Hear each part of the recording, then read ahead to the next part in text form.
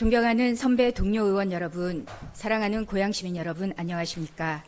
일산 이동과 정발산동, 중산동인 지역구인 더불어민주당 김혜련 의원입니다.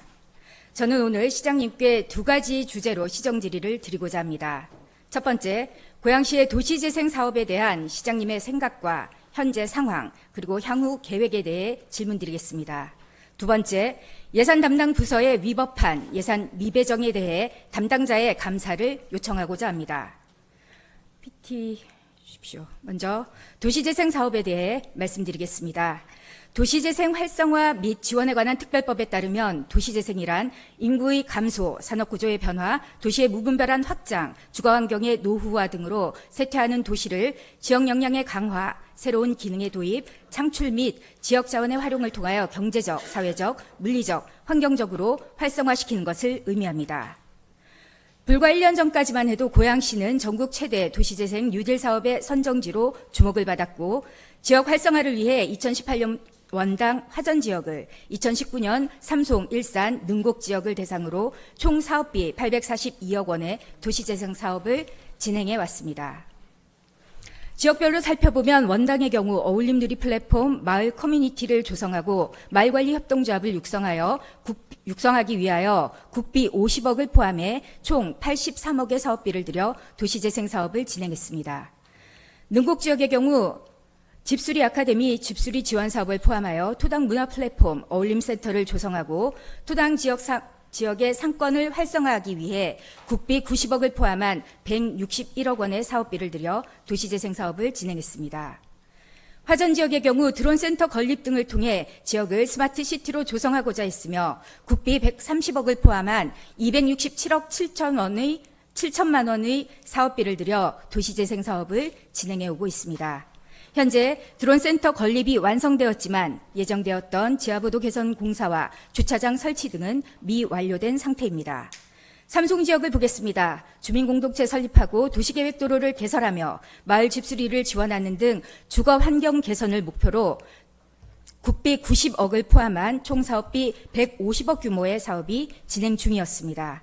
마지막으로 일산 지역의 경우 국도비 120억을 포함한 총 사업비 180억 규모로 일산역 일원에 복합 커뮤니티 센터를 조성하여 일산 서구보건소, 행복주택, 어린이집과 청년 스타트업 등을 입주시켜 도시 역량을 강화시키고자 하는 도시재생 사업을 진행해 오고 있었습니다.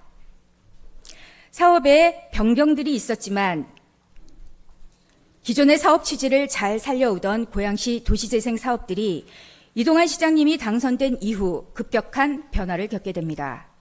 능곡, 화전, 일산, 삼송 지역은 아직 사업들이 남아있음에도 불구하고 각 지역의 도시재생 사업을 지원하던 현장 지원센터가 22년 12월 모두 문을 닫았습니다. 각 지역의 도시재생 협의체나 마을관리 협동조합은 순식간에 지원 조직을 잃었고 도시재생 사업에 함께했던 주민들의 충격과 실망은 이루 말할 수 없이 컸습니다. 22년 8월 집행부는 22년 말 사업 종료가 예정된 능곡, 원당을 제외한 화전, 삼송, 일산 지역의 23년까지 사업 기간을 연장하는 내용의 도시재생 활성화 계획 변경안을 시의회 의견 청취를 거쳐 국토부에 제출하려고 했습니다. 이를 위해 제266회 임시회에 화전, 삼송, 일산 3개 지역의 사업기간 연장을 위한 도시재생 활성화계획 변경 의견 청취의 건이 상정되었고 소관상임위인 건설교통위원회에서는 도시재생 사업기간 연장 변경에 대해 찬성 의견을 제시한 바 있습니다. 그런데 집행부는 국토부에 사업 연장을 요청하고자 하는 시의회 동의까지 받았음에도 불구하고 국토부에 사업 연장을 요청하지 않았습니다. 시장님께 질문드리겠습니다. 사업기간 연장을 위해 시의회까지 통과한 도시계획 활성화계획 변경안을 왜 국토부에 제출하지 않으셨습니까? 22년 10월 12일 도시재생과 행정사무감사에서 도시균형개발국장에게 같은 내용을 물었습니다. 보시는 바와 같이 당시 국장은 검토 과정에서 계획의 일부가 조정되었다. 향후 계획이 정해진 바가 없고 사업 내용을 검토 중이라는 말을 무려 서너 번은 한 것 같습니다. 관련 자료가 국토부와 협의 중이기 때문에 정해진 것이 없어서 관련 자료 요청에 아무 자료도 줄 수 없다고 답변했습니다. 그런데 놀라운 것은 공문 자료를 봐주십시오. 22년 10월 6일 행정사무감사 전 일주일 전 이미 국토부에 삼성, 화전, 일산의 도시재생 사업을 중지할 테니 이를 받아달라는 취지의 공문을 국토부에 보냈습니다.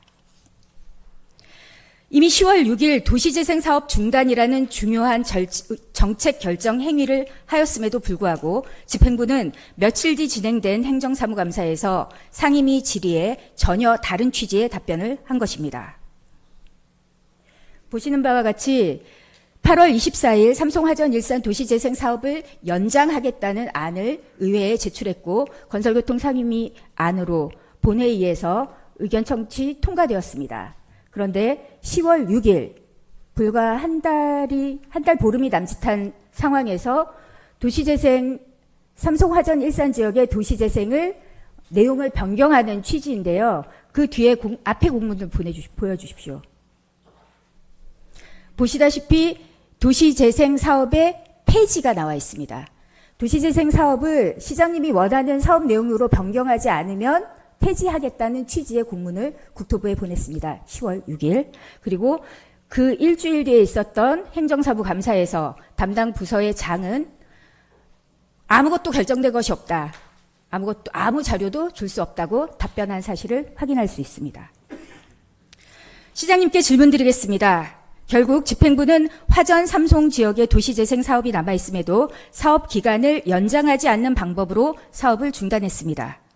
이렇게 갑자기 삼송, 화전, 일산 지역의 도시재생 사업을 중단한 이유에 대해 말씀해 주십시오. 두 번째, 10월 6일 도시재생 사업 중단을 생각하고 있었다면 8월 말 임시회에 도시재생 사업 기간 연장의 건은 왜 올리신 겁니까? 10월 6일 고양시가 국토부에 요청한 도시재생 사업 중지에 대한 사안은 국토부와 협의가 끝났습니까? 그 다음 자료를 보시면 아시겠지만 국토부에서 도시재생 사업 중단에 대해 심의한 결과 고양시의 활성화 계획 변경에 대하여 전면 보류 결과가 나왔습니다. 고양시의 사업 중지를 해달라는 요청에 국토부는 전면 보류, 그냥 기존에 하던 대로 사업을 계속 하라는 의미의 공문을 보낸 것입니다. 자, 그럼 집행부의 다음 계획은 무엇입니까? 답변 부탁드립니다. 다음 질문입니다. 시장님께서는 삼송, 일산, 화전 지역의 도시재생 사업 중단 시 고양시가 국토부에 반납해야 할 국비가 얼마인지 알고 계십니까?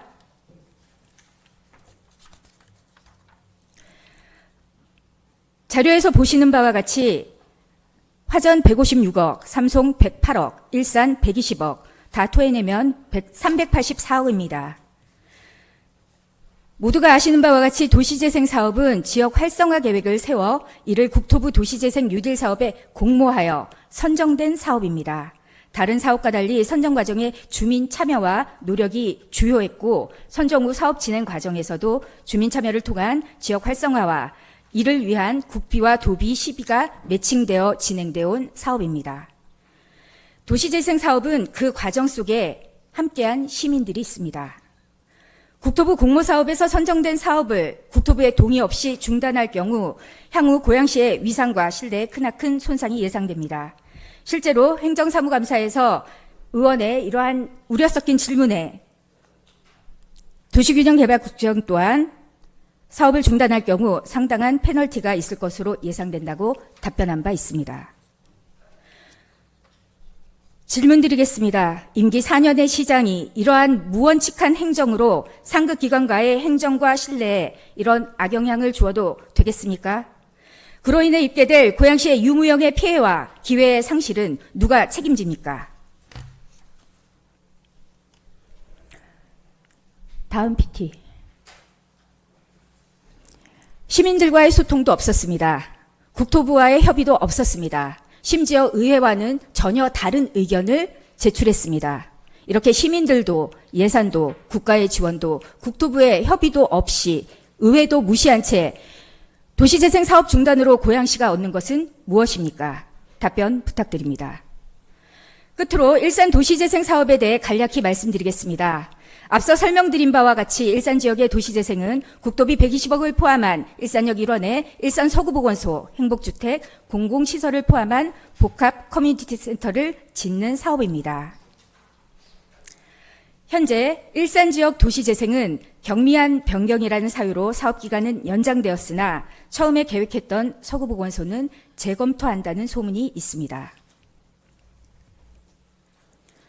일산 서구보건소 재검토와 관련해서 시장님께서 계획하신 바를 말씀해 주시기 바랍니다.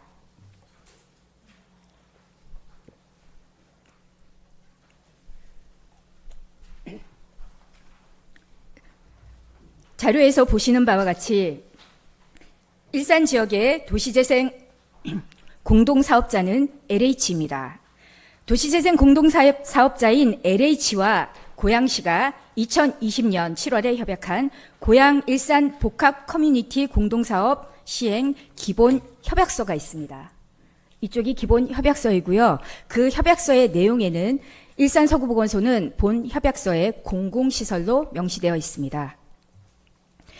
이후 21년 10월에 작성된 LH와 고양시 간의 실무적인 내용이 담긴 공동사업 시행 실시 협약서에도 마찬가지로 일산 서구보건소는 공공시설로 들어가 있음을 알 수 있습니다. 21년에 서구보건소 청사 건립을 위한 용역도 완료했습니다. 용역이 완료되었다는 것은 이미 이 사업에 대한 취지와 사업에 대한 내용 그리고 사업의 필요성에 대해서 모두가 공감했다는 사실입니다. 원래 계획대로라면 2023년 하반기에 준공을 앞두고 있었을 것입니다. 그런데 지금은 착공조차 하지 못한 상황입니다. 오히려 서구보건소를 포함한 일산 도시재생 자체도 무효화될 뻔한 상황입니다. 집행부에서 자꾸 의회를 패싱하시는데 일산 서구보건소의 용도 변경은 중대한 변경 사유입니다. 반드시 지방의회 의견 청취의 과정이 필요합니다. 그런데 이 과정에서 지방의회의 의견을 청취한 적 있습니까? 제가 알기로는 없습니다. 의회의 동의 없이는 한 발자국도 이 사업 변경은 할 수 없다는 것을 의미합니다. 시장님과 이 자리에 계신 공직자들께 말씀드립니다. 이미 진행되고 있는 사업들, 이미 행정의 70에서 80%가 진행된 행정을 바꾸려면 그럴 만한 명분과 근거가 필요합니다. 그러한 명분과 근거 없이 법과 조례의 원칙 없이 기준 없이 사업을 변경하시면 그로 인한 유무형의 피해 그리고 사업의 공동화 이는 고양시의 미래와 시민들에게 바로 돌아간다는 사실을 명심해 주시기 바랍니다. 다음은 두 번째 주제인 위법한 예산 미배정에 대해 말씀드리겠습니다. 지난 2월 28일 시장님께서 편성하신 제1차 추가경정 예산안이 제272회 임시회 안건으로 접수되었습니다. 그리고 3월 28일 제3차 본회의에서 2023년 제1차 추가경정 예산안이 의결되었습니다. 당초 5월 임시회기에 1차 추경을 심의할 예정이었으나 민생 현안을 해결하기 위해 추경 예산의 편성 일정의 조정이 반드시 필요하다는 시장님의 의견에 동의하여 의회가 일정을 변경하였고 다시 한번 말씀드립니다. 의회 일정을 변경한 사유는 국도비 반영을 포함한 민생 문제 해결을 위해서였습니다. 그런데 3월 1차 추경 예산 심의가 의결되었는데도 불구하고 의결된 예산이 일부 배정되지 않고 있었습니다. 시장님께서는 이 사실을 알고 계셨습니까? 의원님들께서 지역의 민원사항을 듣고 부서와 협의하여 편성을 요청한 사업은 화면과 같이 횡단보도 바닥신호등, 보행자 도로 개설공사, 버스 정류장 쉘터, 보도 정비공사, 방범 CCTV 등 그 무엇보다 민생과 밀접한 사업들입니다. 민생 현안 문제를 해결하기 위해 추경이 긴급하다고 일정까지 앞당긴 집행부에서 정작 의결된 예산을 배정하지 않은 이유는 무엇입니까?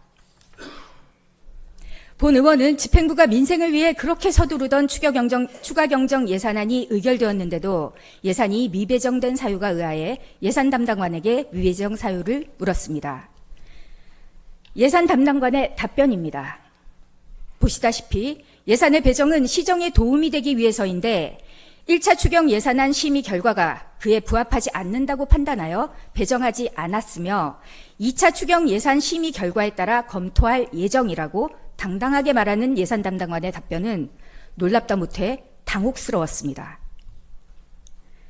다들 아시는 바와 같이 지방자치법 제142조 1항에 따라 지자체장은 예산안 편성의 권한을, 142조 제2항에 따라 지방의회는 예산안 의결의 권한을 가지고 있습니다.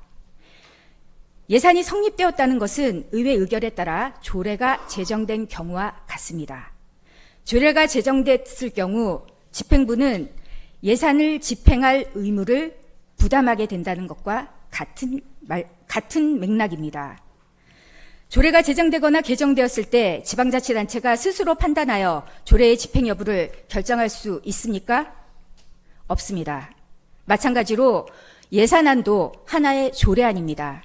조례가 통과되었을 때, 예산안이 성립되었을 때 집행부가 할 일은 예산을 배정하는 일입니다. 따라서 예산의 배정은 시정에 도움이 되기 위해서인데 1차 추경 예산안의 심의 결과가 그에 부합하지 않는다고 판단되어 배정하지 않는다는 예산 담당관의 자의적 판단은 의회에서 의결된 조례를 집행하지 않겠다는 말과 다름이 없습니다.